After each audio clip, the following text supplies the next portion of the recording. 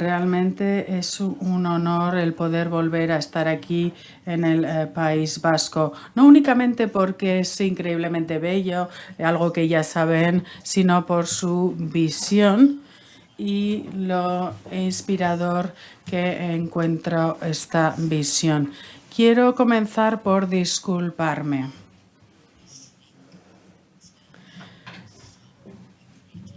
Hablo algo de castellano, pero muy mal, así que no voy a intentar hacer mi presentación. Y le quiero dar las gracias a las intérpretes.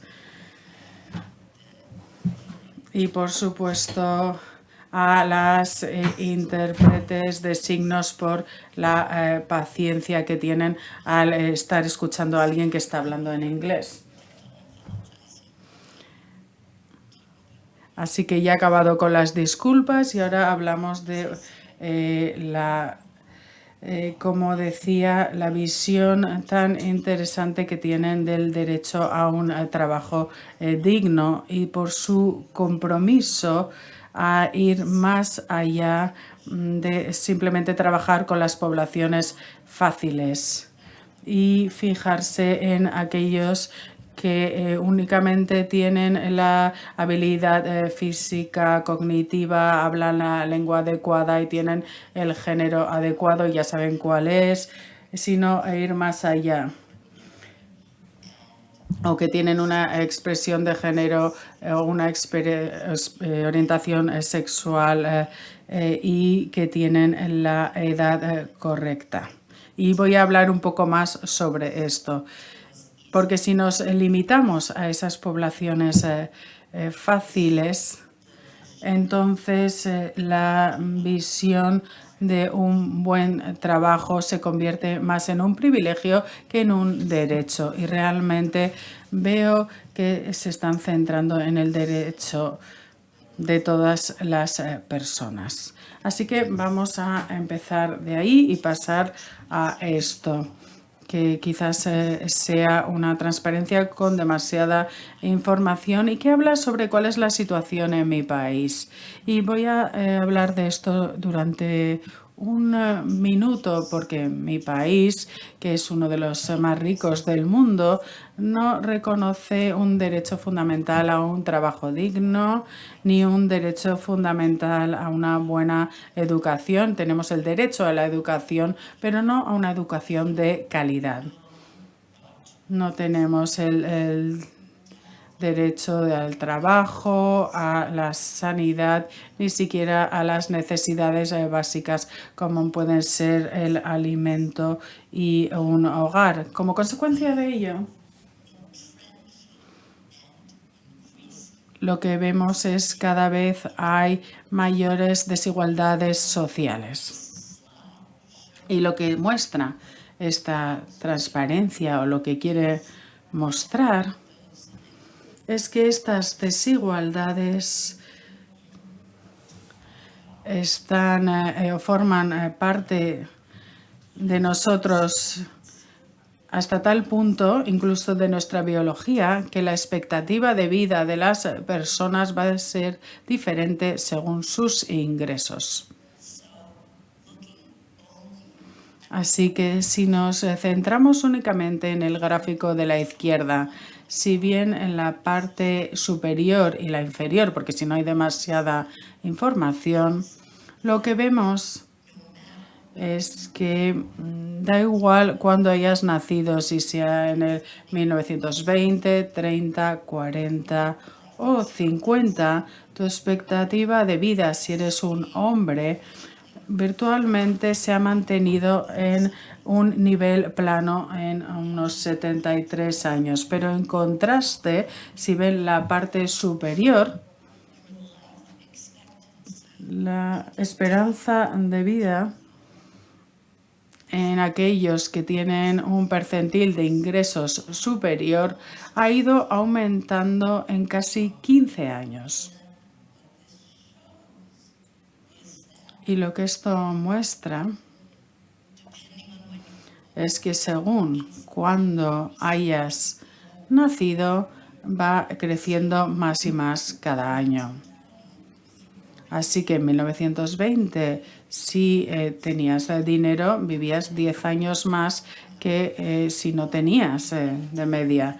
Pero para cuando llegas al año 1950, si eras rico, vivías de media casi 20 años más que si no tenías este nivel de ingresos. Y esto tiene implicaciones significativas para la política de empleo y la política de jubilación. Y no voy a centrarme tanto en el de las mujeres en el lado derecho de la pantalla porque es incluso más dramático y vemos cuál es el declive en la esperanza de vida según cohorte para aquellas mujeres que tenemos aquí elementos como fumar y la mortalidad dando a luz también, pero si observamos que la esperanza de vida es distinta según ingresos, esto nos demuestra y nos da una pista muy importante de que la forma en la que envejecemos tiene que ver y depende de nuestras oportunidades a lo largo de la vida.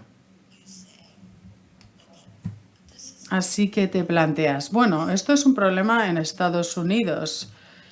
Nosotros tenemos un sistema de jubilación universal, un sistema de sanidad universal, es lo que tenéis aquí, pero creo que es interesante que la base de datos de empleo que explicó su colega de Madrid ayer y que nos ayudaría a replicar este estudio en España, y sería interesante ver cuáles serían los resultados. Pero tal y como está la situación en Estados Unidos, las personas de más de 65 años son el único grupo que tienen servicios sanitarios universales e ingresos, y aún así observamos estas grandes diferencias. Lo que esto nos dice al fin y al cabo es que no puedes corregir las desigualdades de toda una vida cuando llegas a esa edad, sino que de hecho estas desigualdades dan forma a el modo en el que envejecemos. Así que voy a pasarme esta porque si no voy a hablar mucho y pasar a esta otra transparencia para comentar que hay implicaciones en el empleo para los jóvenes así como para los más mayores. Es crítico que los jóvenes tengan buenas oportunidades a lo largo de su vida para poder envejecer adecuadamente. Lo mismo que es importante que los trabajadores más mayores puedan continuar en el mundo laboral. No sé si muy bien la transparencia desde donde se encuentran, pero esta imagen nos muestra el número de sistemas interrelacionados que son necesarios para tener un envejecimiento saludable. Uno de los retos del envejecimiento saludable es que se trata de una responsabilidad intersectorial. Tenemos a los servicios sociales, por un lado, los servicios de empleo, educación, hacienda, políticas de impuestos, políticas de género. Todo tiene que de alguna forma ayudar a reducir la desigualdad y el aislamiento social y promover una buena salud a lo largo de la vida. Esto es algo difícil, pero no imposible. Hay muchos países en el mundo que han podido conseguirlo y seguro que ahora os estáis planteando y diciendo no está en la reunión adecuada y no entiende de lo que estamos hablando, pero sí que entiendo de qué estamos hablando y voy a ir explicándome. Aquí en el País Vasco y extrapolando de los datos demográficos que he tenido disponibles, veo que alrededor de un cuarto de su población tiene más de 65 años. Y además, incluso más importante, en 20 años, la mitad de la población tendrá 50 o más. Por lo tanto, es imposible decir, porque hay gente que dice, bueno, estoy muy interesado únicamente en los jóvenes, en una edad media, pero no me interesa la otra mitad de la población. Esto no puede ser una opción. De hecho, aquí actualmente ya hay una persona y media de más de 65 años comparado con cada persona por debajo de los 16. Y de hecho, 2010 fue el punto de inflexión en este ratio de edad. Y la esperanza de vida actual es de 83 años. Y si vives hasta los 65, entonces de media vivirás otros 21 años hasta los 86. Y aquí es donde se encuentran ahora. Y tal y como han oído ayer y como todos saben, hay muchísimas tendencias estructurales que tienen un efecto en el mercado laboral y no estamos seguros del efecto que tendrá. Vimos un montón de estimaciones sobre el número de robots que nos van a desplazar o crear puestos de trabajo, como también se dice. Sabemos que la inteligencia artificial hará que se creen algunos puestos de trabajo y que desaparezcan otras. Y hay otras muchas tendencias que no podemos predecir, pero sí que podemos predecir la tendencia demográfica. Sabemos que está ocurriendo y no hay ninguna excusa para no planificar al respecto. No nos va a sorprender. Así que tenemos que planificar para el envejecimiento. Pero ¿cuál es la imagen del envejecimiento para la que debemos planificar?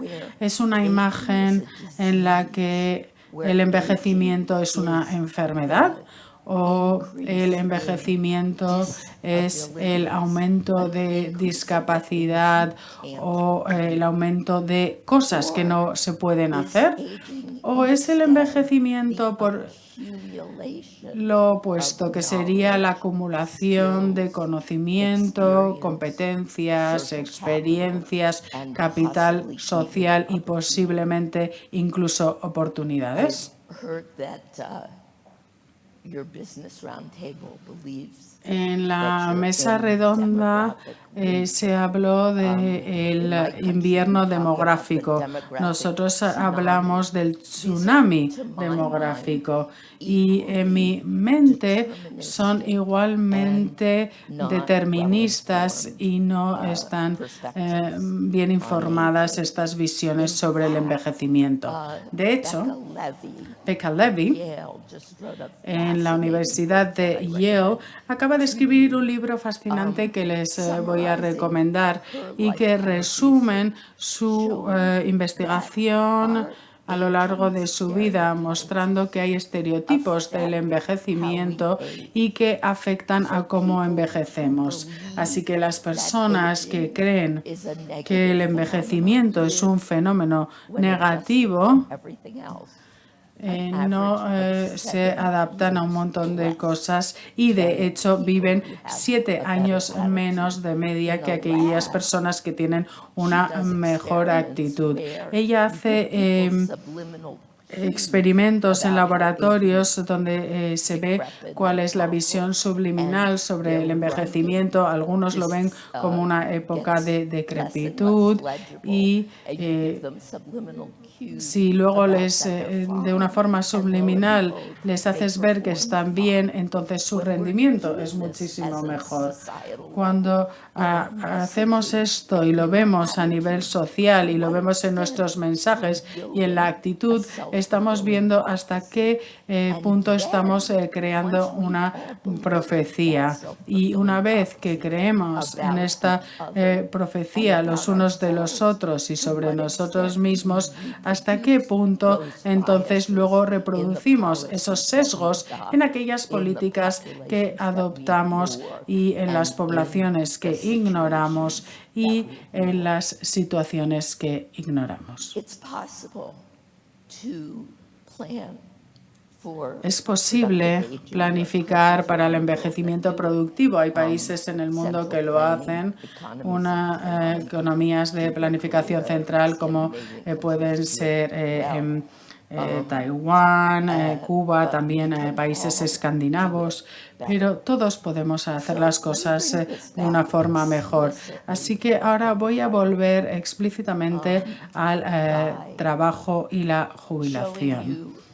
Y voy a mostrar un esquema del primer plan de pensiones que estoy seguro de que algunos conocen y que se adoptó en los años 80, y una persona llamada Bismarck en Alemania dijo que si trabajabas durante 45 años, entonces luego te podías jubilar con una pensión completa. Por supuesto, lo importante aquí es que la esperanza de vida entonces era demasiado corta para que la gente trabajase así, pero el modelo que se desarrolló a partir de ahí es que alrededor de durante 12 años te centrarías en la educación, luego durante 45 años se trabajaría y luego te jubilarías y tendrías tiempo de ocio.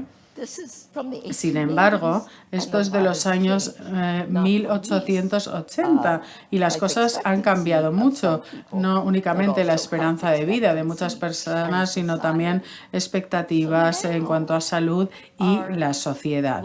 Así que ahora nuestras vidas tienen un poco más este aspecto. Tenemos una educación que tiene una duración bastante más larga para muchas personas y además también se va combinando con el trabajo. Luego también tenemos periodo de prestación de cuidados, sobre todo si somos mujeres. Durante nuestra vida laboral, y luego también tenemos 30 años de jubilación. Y no tenemos ningún modelo para estos 30 años como sociedad. Nadie puede ir de vacaciones durante 30 años. Bueno, a lo mejor algunos sentimos que necesitamos 30 años de vacaciones, pero de hecho nadie podría hacer unas vacaciones de 30 años. Y no hemos imaginado correctamente cómo será esta fase de nuestras vidas. Cuando observamos la forma de la población y miramos y pensamos, bueno, dentro de 10 años van a haber 750.000, 500.000 o da igual cuántos miles de trabajadores menos. Y es cierto, esa cifra, habrá estos cientos de miles de trabajadores menos. Yo lo que les contesto es, ¿qué ocurriría si imaginásemos nuestra vida no únicamente dentro del sector laboral, sino en todos los distintos sectores? ¿Por qué no reimaginamos la enseñanza? ¿Por qué no ofrecemos formación, educación a nosotros durante todas nuestras vidas? Si vamos a poder vivir hasta los 90 años, ¿cómo pensamos que con una enseñanza que termina con 24 años, cómo podemos pensar que ese tipo de formación vaya a durar otros 65 años después? No tiene ningún sentido. ¿Y por qué no pensamos, por ejemplo, en la carga de los cuidados? Esta carga que a menudo ocurre en unos momentos difíciles de nuestras vidas, es decir, cuando tenemos que cuidar de nuestros hijos o de nuestros padres. Esto es un momento muy difícil para muchas mujeres. ¿Qué ocurriría si esta responsabilidad se repartiera repartiese entre las distintas generaciones. ¿Qué ocurriría si en lugar de jubilarnos de repente y todos a la vez, pudiésemos jubilarnos de forma paulatina?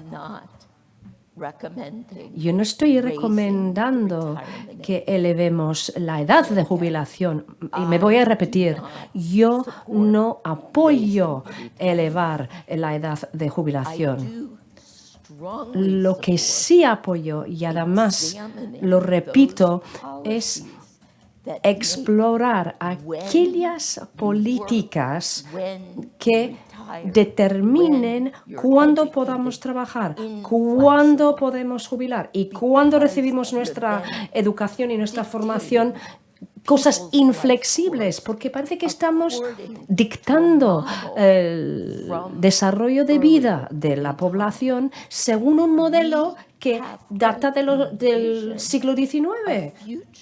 Tenemos necesidad de una visión, de un futuro en el que la edad ya no es un destino como tal. Al igual que pues, nuestro nacimiento, nuestra forma de nacer no determina tampoco nuestra edad final.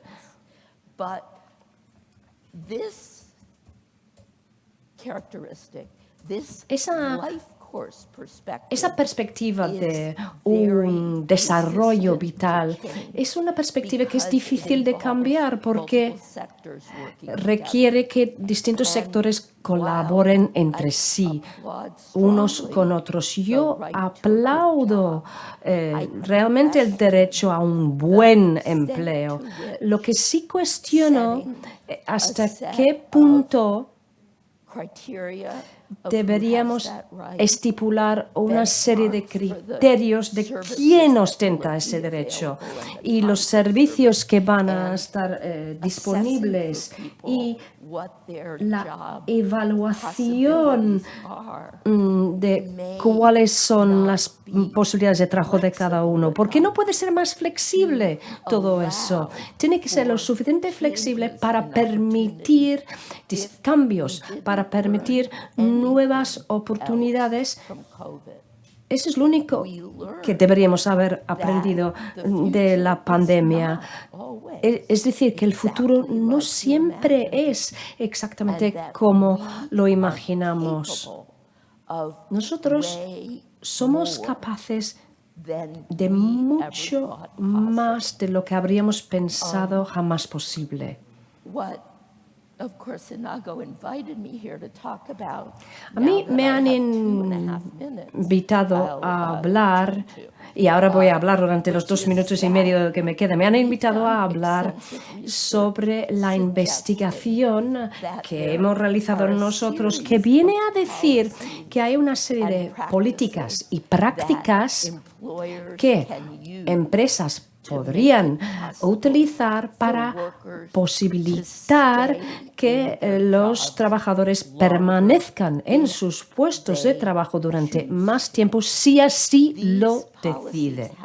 Dichas políticas, sin embargo, solo funcionan si el sistema de pensiones es adaptable a eso y que no se penaliza al trabajador que quiere seguir trabajando. Si se le penaliza en la pensión pública a la persona que quiere seguir trabajando a pesar de estar jubilado, esas políticas carecen de sentido, por supuesto.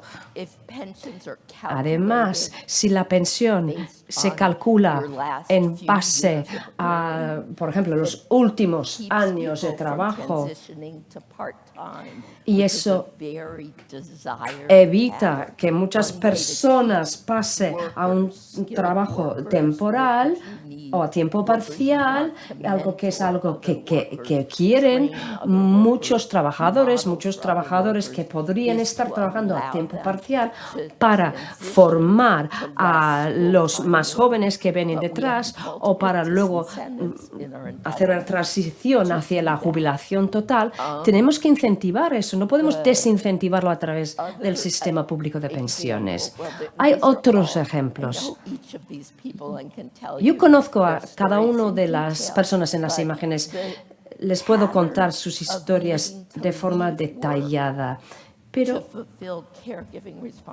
a veces tenemos que dejar de trabajar para cuidar a nuestros hijos o a nuestros ancianos y luego podemos querer volver a trabajar para, por ejemplo, reincorporarnos en el sistema de trabajo. Pero no tenemos un sistema de empleo que se adapte mucho a esto. Tampoco aprovechamos, por ejemplo, de la situación de que quizás si una planta cierra, otra planta, otra fábrica podría contratar a los trabajadores.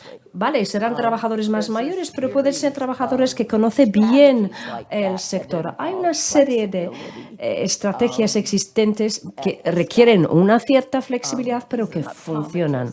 Este señor es óptico y su mujer dejó de organizar fiestas de jubilación porque se jubiló en 4 ocasiones y cada vez que se jubilaba, pues luego volvía a trabajar. Así que su mujer dejó de organizarle fiestas de jubilación.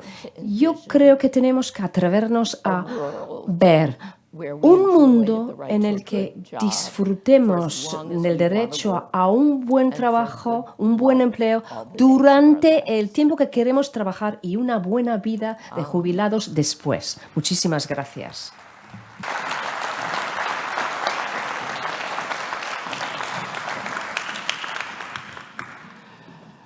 Abrimos ahora un turno de preguntas. Seguro que os ha llamado mucho la atención, sobre todo lo último, ¿no? Las transformaciones que se pueden hacer en las empresas para adaptarse a la gestión de la edad de las personas que van a trabajar hasta los 80 años, nos ha dicho. A que os habéis removido todos en los asientos.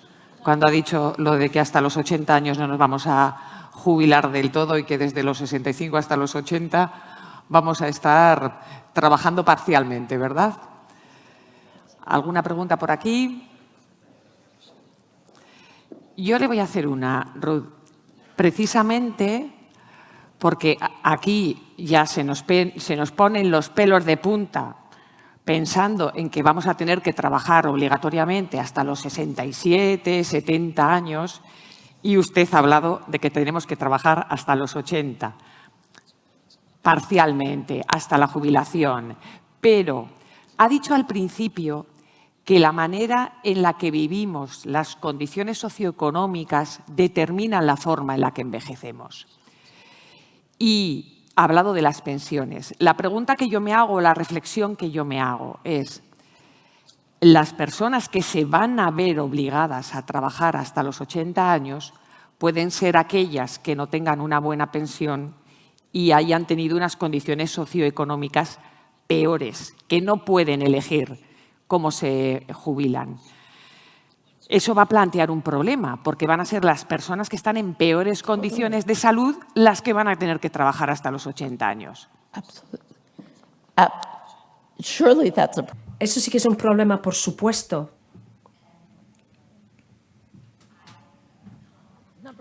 En primer lugar, yo no promociono en realidad trabajar hasta los 80 y tantos años, aunque tengo que decirles, si miramos los niveles de participación de mano de obra, por ejemplo, en África subsahariana, allí la población trabaja durante todas sus vidas. ¿Eso es bueno? No, es terrible, porque quiere decir que no tiene otra manera de vivir, de sobrevivir. Pero si miramos las tablas de la OIT, tenemos personas que trabajan hasta los 70, 80 y 90 años. Eso no es lo que estoy promocionando. Yo tengo 68 años. Acabamos de preparar un nuevo plan de 5 años para mi instituto. Y yo voy a participar en los 5 próximos años de este trabajo, de este plan, y formaré parte de este plan. Tengo un enorme privilegio. Es que yo tengo un trabajo que es un trabajo del conocimiento. Y los que trabajamos en empleos en base al conocimiento tenemos muchas ganas de seguir trabajando, pero lo sorprendente que hemos encontrado en nuestras investigaciones en la ciudad de Nueva York es el número de personas que trabajan en profesiones no cualificadas o en profesiones como la construcción o trabajadores manuales que quieren seguir en el empleo, que quieren seguir trabajando mucho más después de los 65 años porque porque forma parte de su vida.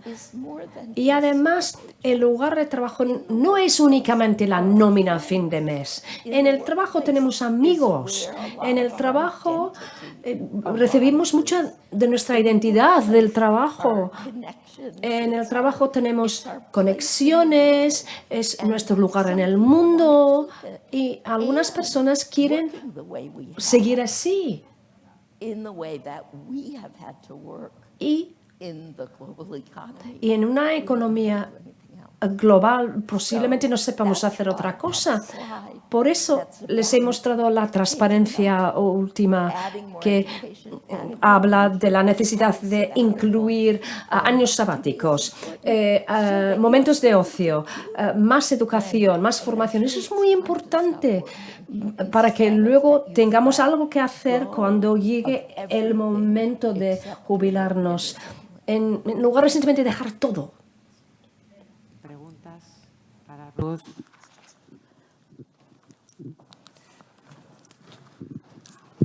Tenemos todavía, bueno, un minuto, tenemos poquito tiempo, pero pues hay pregunta. Perfecto. Sí, gracias.